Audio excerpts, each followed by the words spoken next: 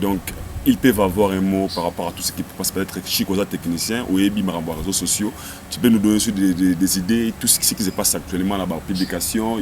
Je pense qu'on va profiter déjà de l'occasion, on va éviter que accéder à téléphone, c'est grâce à vous on a découvert.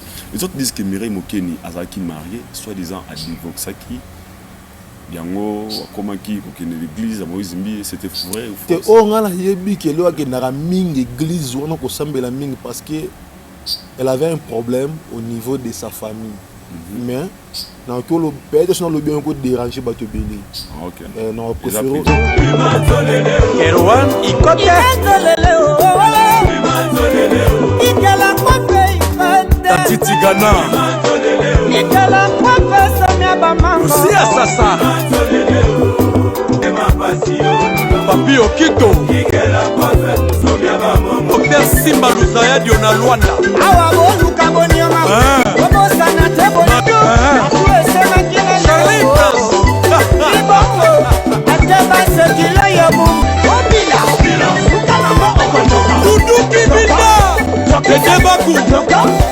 Shuka Bamba Mike Makema Itesheni Kabeya Shisekanu Jessica Solomon Mifi Abia Kuche Miel Raf Nginu Le pétrolier Laurent Sokoko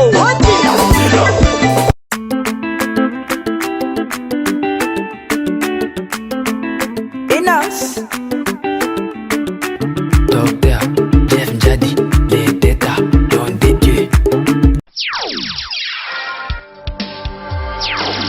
Otamboli mingi, obebisi bambongo mingi, okebanzela mingi, mais conseil na kopesa o mama. En tout cas na centre ya papa Afonso landa traitement na yo tina suka ba mama kokata te yaka na centre tradition na yo. Yango na lubile yo. Yuka malade ya zo solution yo. Obesidade, hemorroide, fraqueza sexual e prostática, dor de dente, dor de bexiga, reumatismo e outras doenças. Ngayo nazaki na nya munene. Tokangi na hôpital belé, nazaki solution te. Maintenant papa Fonso, na zui traitement bien et si les papa Fonso, yende mutasimi masolo. Izande likamba likasa. Na centre traditionnel naturel papa Afonso. 3 ans na libala nga soki nazwi mibimangaka ntango tokutana papa Alphonse tosangani na mobali na nga nazwi traitement ndenge elongo bani nazwi zemi na 2011 naboti mwana nga yeyo mwana nga aza na 3 ans. Centre traditionnel naturel docteur Afonso teko soki po bungi benga na banimero zana benga de koto la solo numéro na yemo mta yambaka birote yemo kwa yambaka pour yebi malade pe yebiye. Bienvenue chez Haïdor Show, fidèles internautes, vous tous qui nous suivez de partout à travers le monde. Nous sommes bel et bien en Afrique du Sud, précisément dans la ville de Johannesburg, dans votre émission Haïdor Show, une émission qui est présentée par votre humble serviteur Haïdor Bokwala, le Brésilien. Très ravi de vous avoir très nombreux en train de suivre cette émission. Vous nous suivez dans les États-Unis, dans Londres, dans Paris, everywhere. Yako landa émission na bino Haïdor Show na rubrique où il y a émission na biso ezali bongo Capital Analyse, une émission à laquelle je présente avec mon frère Rechiko Mbuya, émission tout ça la ming ba analyse et tout le blabla par rapport à buzz aux a passé actuellement sur les internautes ba événement aux abongo na gaz topé na bon comment dirais-je na impact dans les réseaux sociaux il y a toujours un bon moment de temps à analyser à propos de yango. C'est pour cela aujourd'hui on a bien voulu aussi on va parler de quelques sujets qui sont aussi importants, de quelques sujets où ça bon va rage na internet. Pour l'instant on va parler de l'affaire de Moïse Mbi, on va parler de l'affaire 2020, l'affaire motakalisation. Donc tout cela on va parler dans cette Capital Analyse dans notre émission Haïdor Show. Avant de commencer de voir cette émission, je dis un grand merci à celle que j'appelle Rachel Ramsès 001 depuis les États-Unis d'Amérique, la femme d'un homme responsable. Et puis, elle a vraiment un cœur. Rachel Ramsès 001, salutations à vous. Et pourquoi pas aussi à Darly Palmier, de big salutations aussi à toi. Les Brésiliens, je vous aime bien. Là, déjà, je fais l'entrée à mon invité à qui je vais donner place. On va discuter ensemble à propos des ces sujets qui se passent actuellement sur les réseaux sociaux. Bonjour et bon dimanche à mon invité de jour de Chikombuya. Comment vous allez? Bonjour Aïdor Bokwala, le Brésilien de la presse congolaise et puis presse internationale. Donc presse internationale Aïdor Bokwala. Bonjour Nayo. Voilà. Déjà, je profite pour nous souhaiter bon dimanche à tous. Je vous souhaite déjà un vœu le maire parce que nous sommes toujours en janvier, il y a 2020. Vœu le maire, je vous aime autant. Vraiment, votre émission Aïdor Bokwala est toujours là. Merci pour vos soutiens, merci pour vos supports physiques tant que moral. Vraiment, ça me va droit au cœur. Comme on a toujours l'habitude de dire que dans les autres rubriques de cette émission, nous appelons Capital Analyse, une émission où on partage un point de vue à chacun par rapport à tout ce qui se passe dans internaute. Je vais d'abord qu'on puisse commencer par parler une affaire où ils ont une base ici qu'on a internet. Ils ont un dossier à frère Nabiso Moïse Mbié, tout qui m'a droit au bit, pose à notre tout qui n'est. Aujourd'hui, on avait vu aux images, un signal tout dans le téléphone, tout à la rapide, tout à la Facebook, tout à la méga, on est toujours connecté sur Internet pour voir ce qui se passe. Il y avait l'Ormoto Bimakalami qui était à faire Liliane, qui est une figurante, na clip Eliane, pardon, na clip il y a Moïse Mbié, la fille wana, c'est elle Liliane.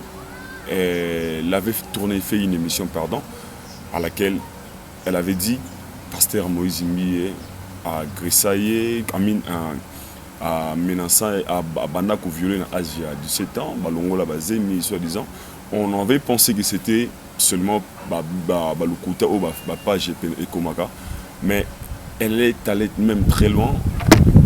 Les images, à quelques fond d'avoir même qu'au porté plainte.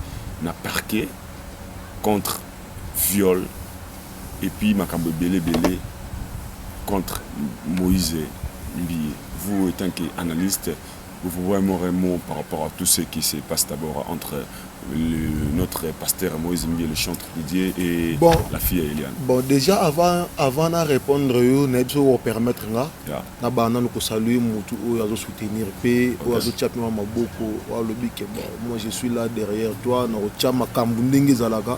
Déjà en passant à Silas Wamangituka, espoir à football congolais. Silas Wamangituka. Espoir football congolais. Espoir Silas, salutations. Donc il y a Tchababi. Azambogani. En Allemagne. Donc il y a Tchababi, na espace 22 secondes, la côte Gabo, 2 minutes c'est trop. Papa Tchebi. Et puis à passant na ça na pesi wa ere mariage avec na sœur nangai Samantha puis na monsieur Kali depuis Zambie. Et mariage Nabino et puis toute la famille, les Bissa, Lady Bissanto, Gigi, Sheila, et puis restaurant Nabiso Mobimba, Cour des Grands, Hilary Bissa, donc toute la famille Bissa, Bambote Nabino, puis Christian Geleka, Christian Geleka Bambote. Bon, c'est l'histoire où on a biso tout moni yango, tout tali yango, tout zupete yango pour comprendre. Au début, nous avons le tout quand ça va le côté à jeune fille na biso kin ndenge komaka peut-être monument jomo boa na ba position na et alinga créer le mot tout bon tout vendre un peu silencieux toujours une observation ndenge tu anda ko tala appelle l'histoire de notre frère Mike Kalamba on était toujours une observation mais jusqu'à présent et le comme au père sanga le roi net nandi makambo on était solo. Ils ont la volonté ou la fille à Zanango et puis la démarche au Azosala. Cela prouve que ils ont le logo moro, ils ont vrai. Ils ont vrai. Oh petit sucre au fond de Hollande là. Surtout qu'il y a des détails namdambu sur Moïse Mbié. Tous ont moi sima. Quand Moïse Mbié avait chanté l'histoire de Guégué. Nous tous on avait vu Nengeni Moïse Mbié Salaki na ba Nengeni surtout pour nous prouver que Aloba Gegete. Soki makambo esimbi langa Jésus-ko. Soki osili bana loba Jésus. Ayo kaka bien te. ayokaka bien te tolobi Jésus tozomata de gloire tout le monde a qui mission à Zalaki pour nous prouver qu'il y a l'oba gégété, à l'oba ou à l'oba. Tu as une histoire, il y a Nzembo, wana na temple, wana l'oba, il y a deuxième monde surtout. À ça, la mission pour démentir, on connaît que ça change de parole à passer à côté de ce Mireille Mokeni. Tant on a publié le wana Facebook Mireille attaquant mabe. C'est na chiko po nini boy tout on a musala nzambe tiko sa bambwana. ayokaka bien te tolobi Jésus tozomata de gloire en gloire. Tout le monde a ndenge basala ba démentir pour l'acception que Ezaki a te voir même un réalisateur ou à la clip wana les Canaba TV pour nous donner d'explications. Mais par rapport à l'histoire il y a ndeko na biso oyo Eliane eko mo boy pasteur Golobate pasteur azana réglementé voir même pasteur à combien de niveau à déconnecter Facebook. On imagine à déconnecter Facebook. Donc cela veut dire qu'il se reproche de quelque chose. Parce que si on a dit que un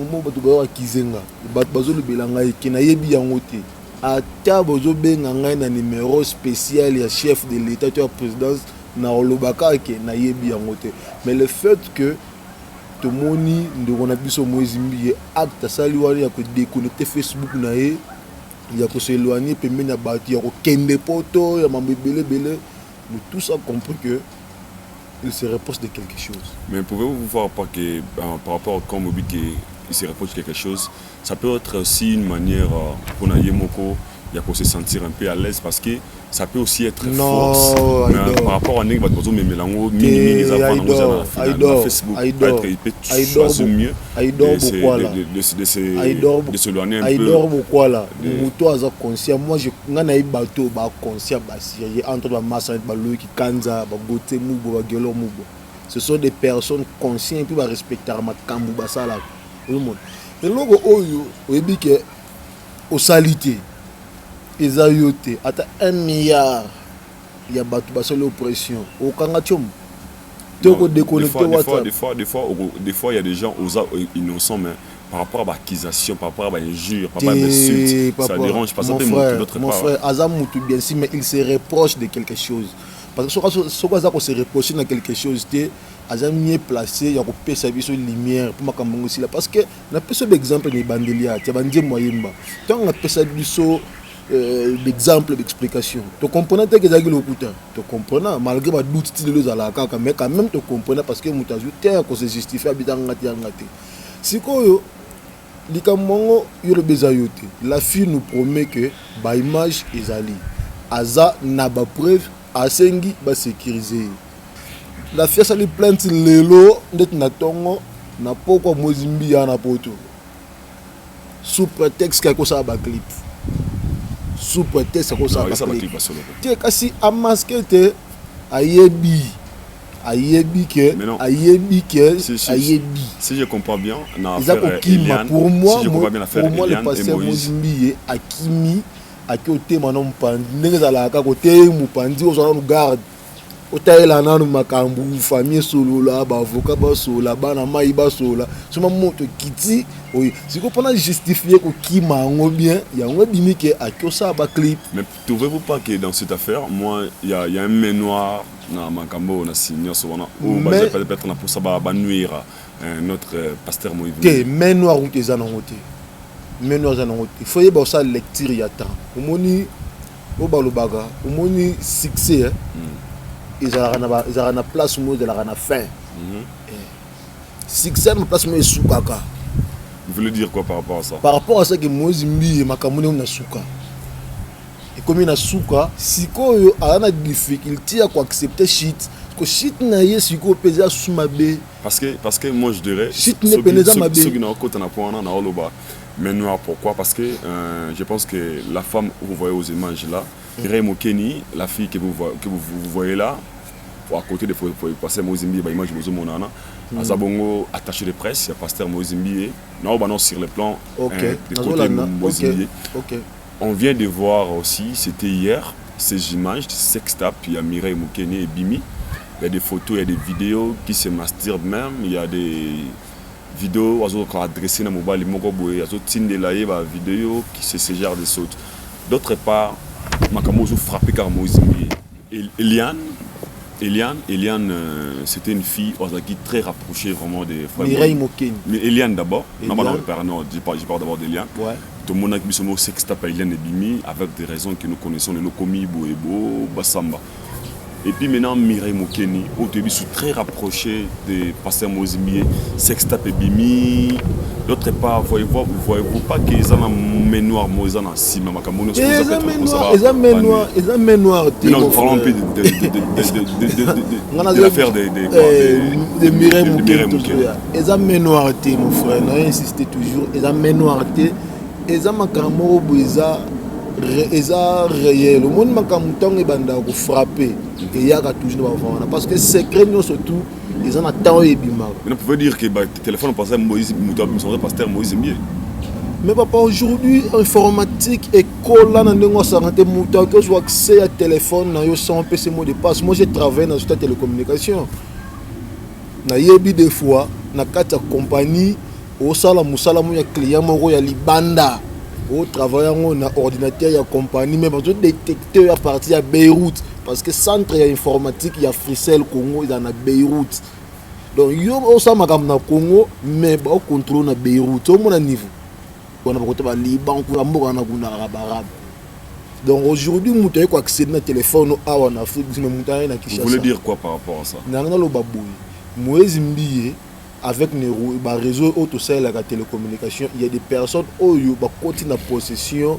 Il y a bloc, on est 5 qui a yé donc tu veux dire que toutes les images que nous voyons, même il y a Serre Nabiso et ma déclaration on a pas ça on benet Eliane Eliane a lobby boy Eliane a lobby boy a lobby a reconnaître à ça la vidéo wana pas sincère abina ça la vidéo wana mais vidéo wana tindela yango mutu moko oyo nga na considérer comme intime na ngai bolimo na ngai nazalaka na ye mutango Moïse Mbié était la fille était claire siko Serre na biso Mireille par rapport à Mireille quand tu veux dire ça veut dire que Moïse ozo ba vidéo wana zo panzango to muto oza ko accéder na kati ya téléphone peut-être to ke kana banaliser to ko comprendre réellement sur ba vidéo zo mandeni nga na pesio paramètres liboso paramètres liboso il y a des pirates oh bako accéder les logos na sans que mieux peut ba mo di personne ba vendre li au attend ba checker ba joka numéro na téléphone quand ba message ya ba l'air tu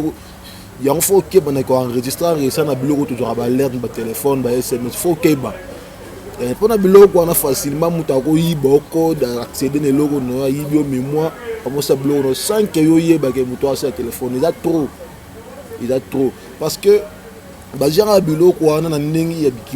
ne pense pas que Moïse Mbié m'a mais je dis mon téléphone parce qu'il y a des personnes qui affirment, qui confirment que mon téléphone. Oh mais on a tindé lui à idorté, on a tindé lui. Qui a dit qu'il va tindé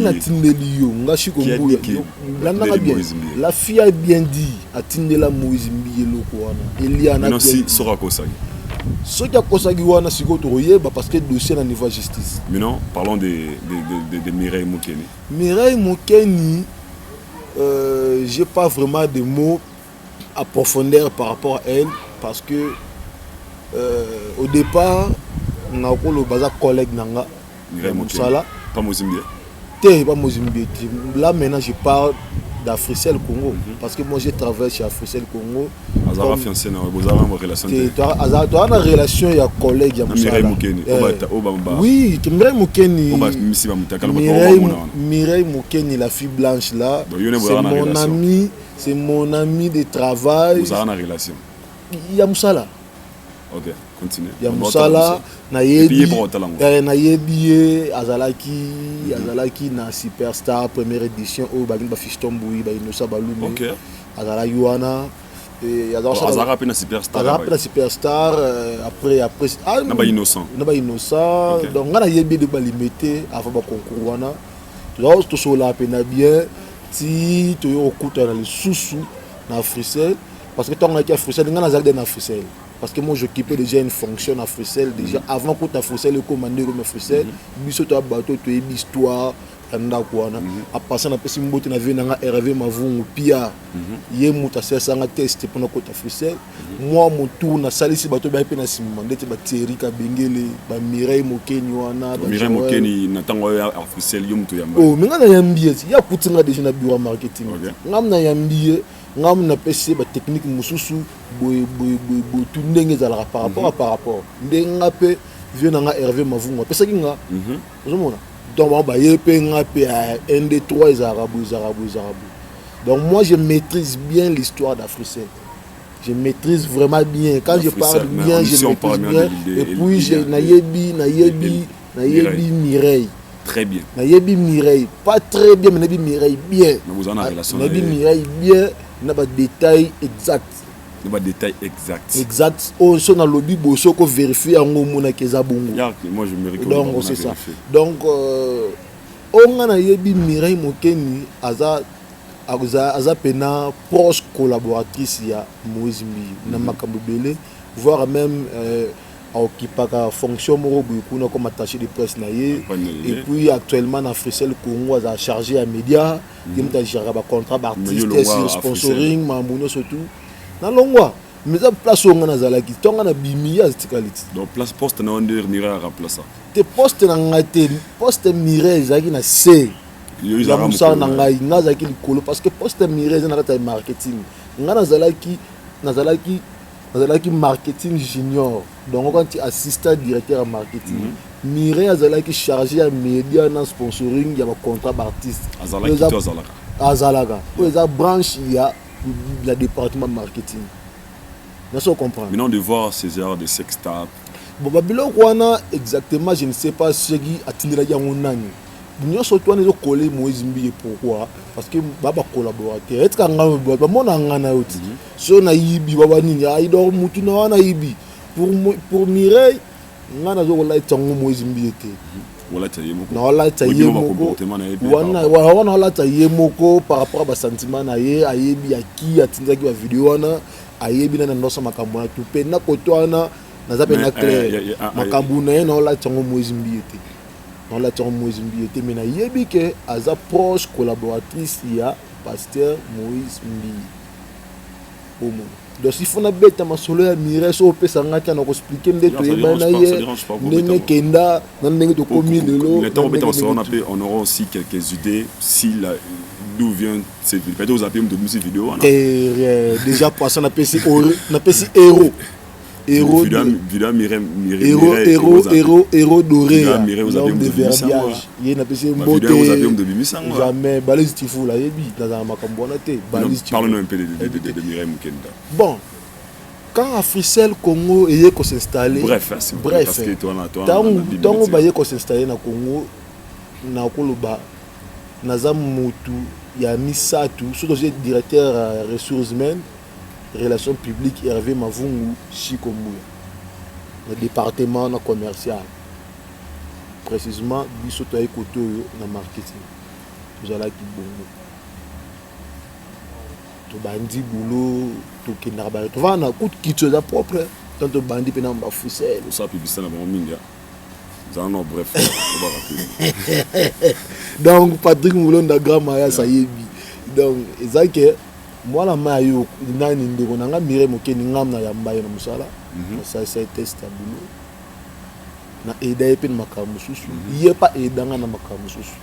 Donc c'est vraiment quelqu'un que tu maîtrises. Il n'y a pas aidant à makambo belé, on a peine aider à makambo belé par rapport à Moussala.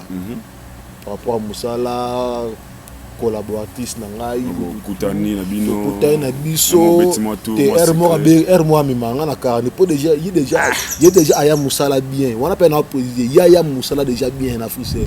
Aya déjà Moussala na car na à rapport pour maman biso siko to yaki musala na kare église na biso siko to ye muté siko musala to na kare to sala ka bakara compagnie siko ya yaka na mutuka na ye a tona parking a sel beaucoup na musique compagnie so musala sili a cause na kare na ye ake et après quand il y a ba mésentente boulot ndenge za la tout par rapport à manque d'expérience ya boulot parce que je pense manque d'expérience yé parce que à outa na concours à musique ou automatiquement yé occupé fonction mo ezaki mo munene azaki na maîtrise makambo soute o to benga ba secret professionnel. C'est que professionnel d'agité. Et là, c'est là qu'il y a un mérite to comme un niveau to kabouana rawana. Parce que c'est là fuite nazu avant la émission. On m'a bien dit que Chico Mbuya aux alana vous en attente d'une mire boyo kana la société. Et toi on soutient. Que personne n'a pas mboti ya bongo. Na mire boso ba misa sexe. Na mire avec tanga 12. Malobi. Mire. Avec tanga 12. Nous on lever 12. Pas plus de délai. C'est pas solo. Il y a 12 de. Mire mokeni o ba misa takala. Yego mire mokeni 12. Avec 12. 12. Nous besoin c'est les 12. Tenga zong c'est l'été. Mais na bisaka ka un jour. On a une émission bien. Avec 12 né. Parlez-nous un peu. Parce que 12 ans on a ndengeni. Na yambio na musalati. Chico Mbuya wana Mireille Mokeni nini na joie traiter na Mireille Mokeni de sol na pesi rapport pas chef que la fille pena edo lo ba local Cezali makambutu bobutu normal on maîtriser place wana to pesi na place wana ikozala bien et puis na influence panzele talaka moi ça pembe miko ba mikolo ba loba moi ça pemba kotango na ndako te mabenda ngandi diabulu na ndako moi ça pembe akota ngongi na ndako te makota ngandi démon na parler ba ça pembe na sona Mireille na pesi rapport fait na pesa to bandi boulot tant a fait les salami fallait to ça la radio radio n'est un objectif ni ça la promotion il y a la musique congolaise siko pone kende bien fallait avoir un contrat de collaboration entre entreprise na artiste ndenge ezala so babeti nzembo na yo fo bapesa koma rémunération ndenge ezalaka tout lokola bino to société ya télécommunication to wana baproduit oyo totekaka to na posa publicité nango mpe il faut collaborer avec des personnes oyo bana ma popularité bato pour faire la publicité et puis promotion bato basomba service nde ezalaki ndenge wana tout parce que moi j'ai travaillé déjà avec des artistes et musiciens parce que vous avez réalisateur contact ba musiciens ezalaki donc il fallait toujours continuer à travailler pour na Mireille pour na fournir d'informations. To bandi boulot il fallait que tu connais la musique et tout. Ba musique au baya ko signer contrat na Frisel la plupart ngam na pesa ba numéro na bango et pas Mireille ya benga. Mireille oyo Mokeni. Il y a Moïse Mbige te comme non non sa référence pour pas comprendre que quoi ça gâte. Ngam tu na pesa ka ba numéro to benga ka kutana ba sola.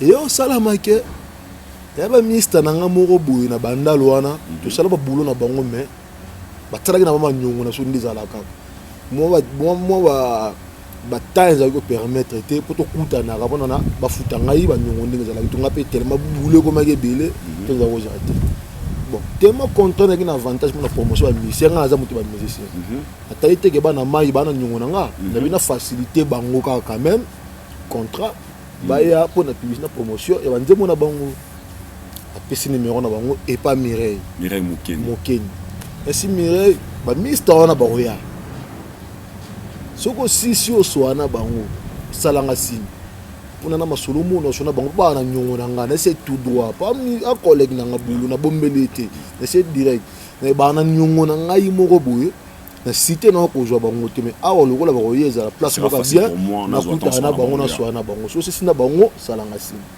bakepe na sala réunion basilisi to basilipe aya signalé penga chikoto silisi bobo tout na mibi po bureau sa marketing biso tata bureau marketing nga vanda awa en face na nga Hervé Mavungu pia upanza Hervé Mavungu masa na nga itiri kabengele lelo na katanga mupandi na ye Joël oza ki assistante ya Mireille Mokeni mupandi na nga koto Mireille Mokeni mo ndo vanda bureau marketing et mupandi na koto Mireille Mokeni koto Shadi kuna Gilbert donc na bureau gaya marketing na mona makambo na to to pe na boutillant ngana bimi na ko swana bato na tilibana na sima na ngai chef na nga tuni soki na ke wapi makambo Mireille bisaka chef na nga ngana yo Mireille Mokeni makambo bisaka chef na ngai ngana yo to ebite na vidéo ko swana bato wana ko na bureau no chef na nga chelinga face déjà wana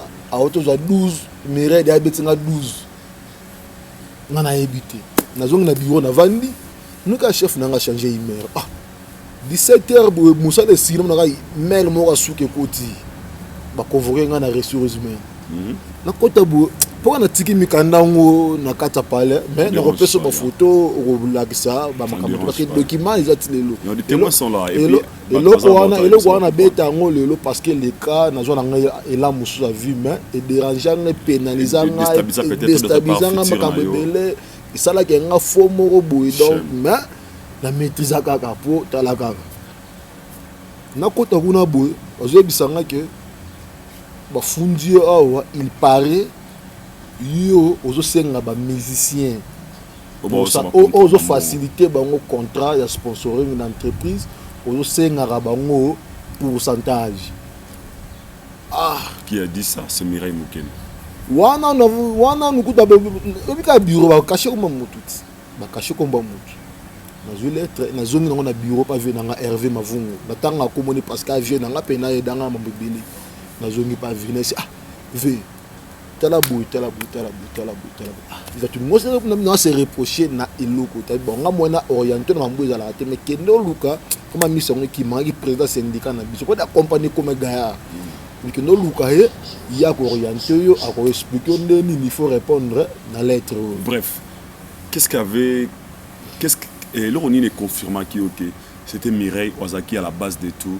Il y a mais par rapport à chef on a interpellé ngai makamba tuni ngai makamba lobby na ngai automatiquement on se référer que makambo muta lobana na yebisa ki ngo aido bukwala non se comprendre très bien ton chef na tuni nga ba lobby boye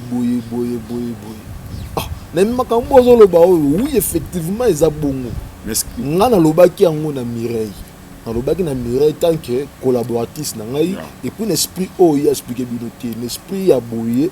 Mais quelle était l'intention de Mireille et pas Nayo?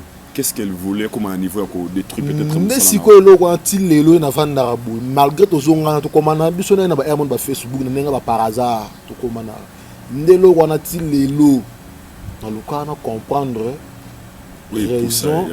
Oui, pour ça qui est nini parce que ngana yamba yi avec mutu mo pe bien na ngai avec père moko boy père moko zo dépano ce pour on est et mon so mo salaire roumeli a go dépano te chiko zo quelque chose organiser moi boy ndenza la kala pena mutu moko na ko ba te ka faux par rapport ba vidéo na té mais zara que non ça le moko ya mabe o pénaliser nga pena donc voilà et ça la manque mire a na momi le chef. Donc Mireille Mokeni. Numéro 1. Numéro 1 sur la compagnie. Si ko ba mo que ngai na lobby ke muta koselinga makambo da Mireille donc Mireille ko bisa musa na ngai te ngai na to ko suka lo. So mo ko ba popo na ngai violent donc chef habité.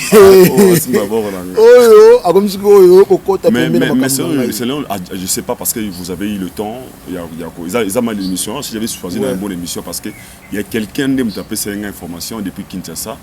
Il doit analyse wana aza motebi Mireille Mokeni bien. Donc ils peuvent avoir un mot par rapport à tout ce qui peut passer, peut-être Chicoza technicien ou Ebi Marambo réseaux sociaux. Tu peux nous donner des idées, tout ce qui se passe actuellement là-bas, publication.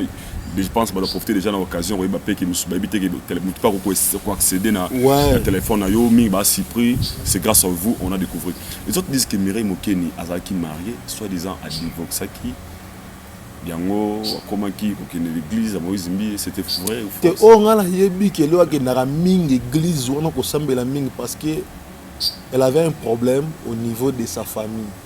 Mais dans que le père sinon le bien ko déranger ba te belé. OK. Non préféré lo bango te po pelta yemo so biso yo ke ngana lo biango. Et ma ronde na un moko vis-à-vis na pour peut-être par rapport aux réalités comme ni commun. Et l'autre est mémaillé pendant l'église minko sambela. Il y a Mozimbi était une église où il de sambela. C'était parce que pourquoi quatre mois l'autre moro boza ko déranger esprit naie. Mais si elle avait le courage, il y a partager on ça veut dire que les gens il y a plusieurs batailles peu courant. Et bataille attention pas mabe musu bazali kaka. Pour mon mais faut pas qu'il y avait des problèmes vraiment sérieux au niveau de sa famille, au niveau d'elle-même, au niveau cousin naie, membre belé tout. Au moins que yemoko na rolo bango ça fait mal cette histoire, ça fait mal mais là si mais ça surmonter yango. Donc voilà l'objectif on a yebi pena mingi azalaka concentrer na makambu ya prière. C'est pour surpasser l'étape. Maintenant yo une aux collègues ne aux temps passé na ye moi Tembele. Quelle est la vraie relation de Mireille Mokeni et notre pasteur Moïse Mbie? Parce que je viens d'ici autour de l'Oromobi. Mireille, Sogi aujourd'hui, parce que Sogi m'a dit bah non 4 désolé. Gaëlo Johnson Buendo. Tu as bien dit par rapport à tes propos Obi. Tant que quoi acquisé Mireille, na lettre au Komaka. Ouais. Mireille n'a à salaki mauvais témoignage. Moi ça chef. Yo fou. Comme kuna au fond de sous pas chef. On découvre que moi ça chef. Azaka moi ça chef légalement OK. Même sa famille bah que Mireille sortait avec le numéro 1 des Africell ou bien c'était quand que moi si na campagne chef Azanaye. Le problème est que ngana lo bara makambwana il faut moral là-bas, il faut discipline les allons. Moni Mireille c'est une belle fille. Voilà on a recosoté. Talaka mutaki sangani, wana mutoto ki sangani. C'est une belle fille ayebi koloba propre na présentation. Comment? Et puis aza jara ba fille balinga ko paraître. Mo da son tanga paraître comme na ba beba posa morobo. Ko posa na so ki source mo bezate facilement au kokota pe na nzela morobo. Pour nos jolo ko lingi. Donc aza momi soit côté peine mobile tcheli toye sengeli ya kondima na donc c'est tout à fait normal comme moi ça chef parce que déjà linga rozala chef pour preuve ba comme ça que chef pas à la chef ya linga chef yo balongoli musala balongoli musala po na telemela chef na telemela bora chef balongoli musala ba tchenga yo zala kuna mais non on a quatre pété juste un te partager parce que vous comprenez ça histoire moi très choquant que muninga musala ranae le rosaka moi si au sali en sorte que balonga muninga musala mais il y a une chose au na bandelobi na lobaki na Mireille a balonga musala a betinga 12 un jour que de comme le fait que ba ezongela te pas 12 ezonga mais non tant on vandi boy ozomona ba sextap na ezobima wana. D'autre part, mais noir wana okoza pa mba tupete ke baza ba dans na mona ba vidéo wana Hermo na lo ba kazu mais Hermo na ko ka passer au basu par rapport à Kanda Musala doit changer a changer comportement tant on dit de nos années pas chef comment était sa relation avec Moïse Mbie? Elle prenait aussi le temps de parler du pasteur Moïse Mbie. Moïse Mbie la mutu na ye moni Mireille wana Moïse Mbie mutu na ye ya makasi ya kana musala kala anega ya koyemba aido soso da mutu wa mutu na aido Moïse Mbie aza mutu ya mi to na lo bango na beta pe na seke aza mutu na ye parce que ozara na ye aza mutu na ya makasi ya ko ba Moïse Mbie likambo salami abenganyo pour preuve na église wana basambela kuna ba yebi quelle fonction Mireille occupe bat basalaka na TV ya Moïse Mbie silo soki betel ba yebi quelle fonction Mireille soki pas ba convention tout ça dans l'église wana c'est Mireille qui parle de ça. Donc Mireille n'a pas longuement affaire privée à Mbie. Donc à part qu'on a pas affaire privée à Mbie, on a pas affaire ya business ya Mbie, on a kata yebi. Donc c'est un mouton ko ça vient ma solo ya Moïse Mbie 80 ya solo eza Mireille wa. Bon Eliane. Tebele ba petite kaka ba ye ba kokina bango battle te. Ba petite kaka ba ye. Mais non so obi que Azam Moutoune vraiment à 4 Mbie. Par là on peut dire que c'est le rumeur qui se circule dans l'internet que image que nous sommes en train de voir là, c'est vraiment réellement que Mireille s'adressait ou envoyait ces images à Pasteur Moïse Mbie. Ça peut être aussi possible. Qu'est-ce